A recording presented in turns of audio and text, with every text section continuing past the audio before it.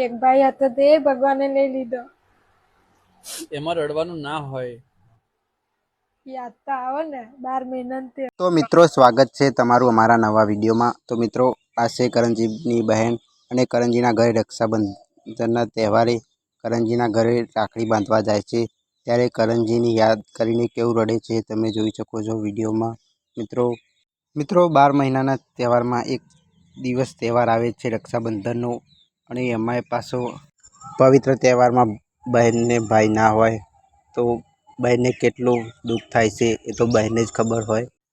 મિત્રો કરણજીનું અવસાન થયું છે અને રક્ષાબંધનનો પવિત્ર તહેવાર આવે છે મિત્રો, ત્યારે કરણજીની બહેન રક્ષાબંધનના દિવસે તેમના ઘરે રાખડી બાંધવા જાય છે ત્યારે તેમની બહેન કેવું રડે છે જુઓ તમે વિડીયોમાં.